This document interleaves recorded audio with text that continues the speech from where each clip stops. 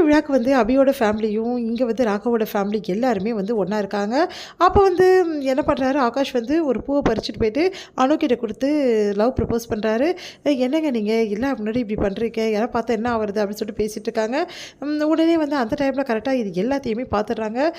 வந்து நம்ம ஆகாஷோட அம்மா. அவங்க வந்து பயங்கரமா வந்து அணுவ திட்டுறாங்க. "இதுக்கு தான் வந்தியா நீ?" அப்படின்னு சொல்லிட்டு உடனே அபிய பார்த்து கேள்வி கேட்குறாங்க. "என்ன நினைச்சிட்டு இருக்க? இந்த மாரி என் பையன மயக்கத்துக்கு தான் உன் அக்காவ வந்து கூட்டிட்டு வந்தியா? இப்படி தான் உங்க குடும்பமே இப்படித்தானா? ஆள மயக்கி வந்து காச பறிப்பீங்களா நீங்க? வேணான்னு சொல்லிட்டு போனீங்கல்ல, அதோட போயிட வேண்டியது தானே. எதுக்கு இங்க வந்து தொல்ல பண்றீங்க? உங்க அக்காவெல்லாம் எதுக்கு இங்க கூட்டின்னு வந்த?" அப்படின்னு சொல்லிட்டு செமையா திட்டுறாங்க. அபி வந்து "இப்படிலாம் பேசாதீங்க" அப்படின்றாங்க. "அப்படி தாண்டி பேசுவேன்" அப்படின்றாங்க. அக்காக்காக நம்ம பொறுமையா இருந்தோம். வேற வழியே கிடையாது. இவங்க என்ன பேசினாலும் வாங்கி தான் ஆகணும் அப்படின்னு சொல்லிட்டு அபி முடிவு பண்றாங்க. இந்த சூழ்நிலையில எல்லாருமே ஒண்ணா கூடிறாங்க. என்ன ஆச்சு அப்படின்னோனே, இவ வேணும்னே வந்து என் பையன மயக்கி வச்சிருக்கா" அப்படின்னு சொல்லிட்டு அனுவ பார்த்து சொல்றாங்க. அத கேட்டு அபி அவங்க அப்பா மனசு கஷ்டப்படுறாரு. "ஏங்க இப்படிலாம் பேசுறீங்க என் குடும்பத்த பத்தி?" அப்படின்றாங்க. "அப்படிதான் பேசுவேன். உன்கிட்ட சல்லி பைசா இருக்கா? நீ எல்லாம் வந்து இந்த குடும்பத்துல வந்து உன் பொண்ண குடுக்கணும்னு நினைக்கிறியா? அதுக்கு தான் பிளான் போட்டியா?" அப்படின்லாம் பேசுறாங்க. உடனே வந்து ஆகாஷ் அவங்க அப்பாவும் ரொம்ப மோசமா பேசுறாரு. "இந்த மாரி வந்து வேணும்னே வந்து என் பையன மயக்கி கூட்டின்னு பார்க்குறீங்களா?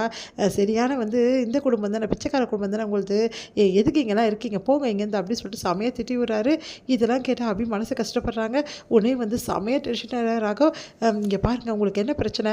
இப்போ அவங்க 2 பேரும் ஏன் பேசுறாங்கன்னு தெரியுமா? நான் சொல்றேன். அவங்க 2 பேரும் விரும்புறாங்க. அதனால தான் பேசுறாங்க. புரியுதா? அவங்க 2 பேருக்கும் கல்யாணம் பண்ணி வச்சுருங்க" அப்படின்னு எல்லாரும் அதிர்ச்சி அடைகிறாங்க. உடனே அபி அவங்க அப்பா வந்து அப்படியே பார்த்துட்டே இருக்காரு. ராகவ் சொல்றத கேட்டு செமையா டென்ஷன் ஆயிடுறாங்க அவங்க வீட்ல எல்லாருமே.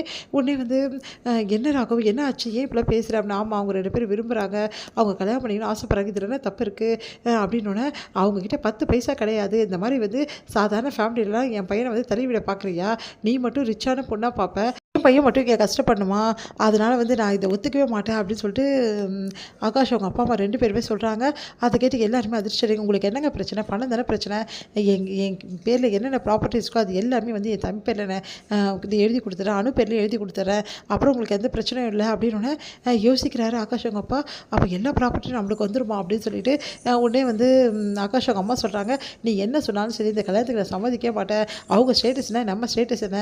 இந்த மாரி வந்து நம்ம வீட்லயே வந்து வேலை செய்ற ஒரு பொண்ணோட அக்காவ வந்து நீ கல்யாணம் பண்ணிப்ப. நான் பார்த்துட்டு இருக்கணுமாடா?" அப்படின்னு சொல்லிட்டு ஆகாஷை பார்த்து கேட்குறாங்க. உடனே ஆகாஷ் எவ்வளோ சொல்லி பார்க்குறாங்க. எல்லாரும் எவ்வளோ சொல்லி பார்க்குறாங்க. ஆனா வந்து அவங்க வந்து டென்ஷன் ஆயிட்டு நான் ஒத்துக்கவே மாட்டேன் அப்படின்றாங்க. அவங்க அப்பாவும் மனசு மாறிறாரு. ஆகாஷ் அவங்க அப்பாவும் "எனக்கு சம்மதம் தான். என்ன பொறுத்தவரைக்கும் அவளுக்கு நெறைய சொத்து வேணும். அது வந்துடுச்சு" அப்படின்னு சொல்றாரு. "உங்களுக்கு சொத்து தான் முக்கியமா? எனக்கு பிரஸ்டீஜ் தான் முக்கியம். அவ வந்து நம்ம வீட்ல வந்து வேலை செஞ்ச பொண்ணோட அக்கா. அதனால நான் ஒத்துக்கவே மாட்டேன்" அப்படின்னு சொல்றாங்க. "இங்க பாருங்க, நீங்க எல்லாரும் அமைதியா இருங்க. எதுவா இருந்தாலும் நான் பேசி சொல்றேன்" அப்படின்னு சொல்லிட்டு ராகவ் சொல்லி அனுப்புறாரு அபியோட ஃபேமிலிக்கு. அபி மனசு கஷ்டப்பட்டு ஒரு இடத்துல பார்க்ல உட்காந்து அழுதுட்டு இருக்காங்க. அவங்க மனசு ரொம்ப கஷ்டமா இருக்கு. "காசுக்காக தான் வந்தியா? காசுக்காக தான் இப்படிலாம் பண்ணியான்னு" அவங்க கேட்டதெல்லாம் ஞாபகம் வருது. அதனால அழுதுட்டே உட்காந்துருக்காங்க. அந்த டைம்ல வந்து ராகவ் அங்க வராரு.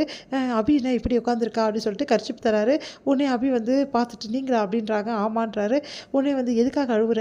"அதான் நான் சொன்னேன்ல எப்படி கல்யாணம் நடக்கும்னு. எனக்கு ரொம்ப பயமா இருக்கு. என் அக்கா கல்யாணம் நடக்காதுன்னு தோணுது. அவங்க தான் அப்படி பேசுறாங்களே" அப்படின்னோனே, "அதுக்கு தான் நான் வந்தேன். நீ கவலைப்படாத. எல்லாமே சரியாயிடும். நான் பண்ணி வைக்கிறேன் கல்யாணம்" அப்படின்னு சொல்றேன். "நிஜமாவா சொல்றீங்க?" "ஆமா." "இல்ல நீங்க பொய் சொல்றீங்க. இது எங்க அக்காவோட கல்யாணம் நடக்கலன்னா அவ்வளோதான்" அப்படின்னு மனசு கஷ்டப்பட்டு அழுதுட்டு இருக்காங்க. அந்த டைம்ல அந்த கர்ச்சீப்ப வந்து வாங்கி என்ன பண்றாங்க, அப்படியே கண்ணையும் துடைச்சுட்டு மூக்கையும் துடைக்கிறாங்க. உடனே அந்த கர்ச்சீப்ப குடுக்குறாங்க. "ஐயோ! வேணாம் நீயே வச்சுக்கோ" அப்படின்னுறாரு. வந்து அப்படியே அழுதுட்டே இருக்காங்க. "சொன்னா கேளு, அழாத" அப்படின்னு சொல்லிட்டே இருக்காரு. அந்த டைம்ல முரளி வந்து அந்த இடத்துக்கு வராரு. பார்த்து அதிர்ச்சி அடைகிறாரு. இவங்க 2 பேரையுமே பார்த்துட்டே இருக்காரு. என்ன இவங்க 2 பேரும் இப்படி நிற்கிறாங்கன்னு சொல்லிட்டு ஒரு கட்டத்துல என்ன பண்றாங்க, நம்ம வந்து அபி வந்து அப்படியே கட்டி பிடிச்சிட்டு அழறாங்க நம்ம ராகவ. அத பார்த்த முரளி அதிர்ச்சி அடைகிறாரு. இதோட முடியுது.